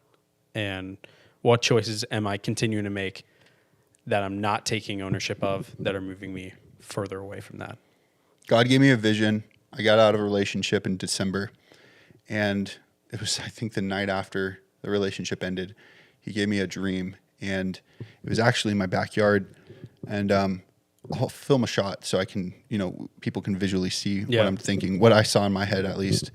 But he said, I've given you a dream to be a husband. That dream died for a while, around the time of the shooting and before and then after for a while. It was just like, it's a lot to think about. I didn't care about it. And I just cared for myself. And so I feel like that dream died for a while. But within the last 8 months, it came back to life. And because it's always been there, but Praise God. That's died cool. For a bit, and it's come back to life. And the Lord gave me a dream that night. And he said, I've given you a dream to be a husband and a father one day. You need to protect it as if the crop's already there, as if they're already there. You need to protect your life and your mind and your body as if you're already there as a husband and a father of many. Yeah. And the vision I got was this field back here behind my house. It's untouched besides by farmers. He gave me this idea of the seeds have been planted, and I have to treat the land as if there's already a harvest there. So that doesn't mean I go and plant the seeds and then start taking my Jeep and my cars through it, and my friends are driving over it, and we're just having a party and blasting whatever over it. And it's like, you're not treating it like it's a cropland. Right. You're treating it like it's a highway. Yeah. And so it was like this very revolutionary dream and vision that he gave me that night, where it was like, hey, I restored this dream in you. I gave you this hope again. It's a good dream because it's from God. So where else could it come from? Yeah. Protect it as if it's already there. Treat my house, treat my life as if I'm already married with children. Yeah. And dude, talk about those dreams that or visions or, calls from God that kind of holy crap. That's legit, Yeah. And it got me stoked because I'm like, okay, it's not easy. No, not at all. But at least I have a true north to follow. Vision. Yeah, vision. Exactly. Yeah, dude, we need that as guys. We just need to get rocked in the face by God sometimes in life. And what I learned through the last 6 months, where I'm at now as a man, worth it. 100%. Yeah. Let's go. I see it, bro. I'm like I said before. I see the vision, and I see you running towards it, and the fact that you went through what you went through, and you're running towards it even further, even more. Yeah, bro. Admirable. Don't know if that would be me in the same situation, But that's why God gives specific things to specific people. It would be. You don't know until you know. And I don't know. The crazy part about this is people I've been told, or people have told me, oh my gosh, you're so whatever, fill in the blank, admirable. Well, it's not necessarily you, but it's God through you. It's the way that you let God work through you from where I'm sitting. Yeah. That, and I'll be honest, there's nothing special about me. The only thing I did was I trained on how to use a tourniquet, which anybody could do. But at the end of the day, when you're met with death whispering in your ear, you're going to find a way to fight. You're going to find a way. And there's nothing special. It's just, I don't know. It happened. It's behind me. It's my past. And I don't look at it as anything spectacular or whatever. It's a butt in my story. And it was a hiccup. It's a trial. Yep. And I found my resolution, and I keep walking down it. And so, but anybody can get through that. That's the thing. You don't know until you know. Yeah. You don't know until you know. That's good. Well, thanks for hosting me, dude. Seriously, thanks for opening your home and letting me come in and stay, and just being so genuine and so loving and caring. Yeah, I don't know. It just speaks volumes. But it's been a fun weekend, and I'm glad we finally got this on the books and now off the books because we already did it. Super honored to be on it too, man. You're consistent, you're diligent, you see it, you believe in it. Watching you edit for I don't know, 3 hours yesterday in the Jeep. Like, I can tell you enjoy it. It's you fun. know, and you like people's stories and you like people and you have a tremendously wide impact with people and like influence. Like Praise God, just bro. seeing all the friends that showed up for your birthday and everything that you reposted your stories, like it takes intention for somebody to do that on their own story, you know, and for it to be about you, like that says a lot about the kind of dude you are. So thanks for letting me be in your space. And, you know, I'm happy to have you in my space here. And yeah, I just hope that you and I can help somebody with this. I agree. Thank was you, all bro. worth it. That truly means a lot. All these C-stands were worth it. All of them. And Anamorphics. You guys got a special podcast. We filmed these on his Anamorphics for you film nerds out there, you creatives. Guess that's which why we ones look a little they extra are. special. Guess which ones they are in the comments. Yep. And A cam, B cam. Guess which C-cam. brand and model and focal length they are in the comments. And Austin will give all of them to you for free. Nope. Certainly So won't. crazy. I'll mail you a sticker. He'll send you a picture of him. That's what we'll do. I'll send you a sticker of my face. You can put it on your road case. I'm not kidding. I actually will. If somebody guesses it right, all three right, I'll totally print out a sticker and mail it to them. I'm dead. That's funny. Hey, you heard it here. Challenge. I'll hold you to it. I'm doing it. Dude, thank you so much again, bro. Yeah, I dude. love you, bro. Love you, bro. Seriously. Guys, keep living. You know what I'm saying? If he's living, you should be living. That's all I'm going to say. Take it easy. Peace.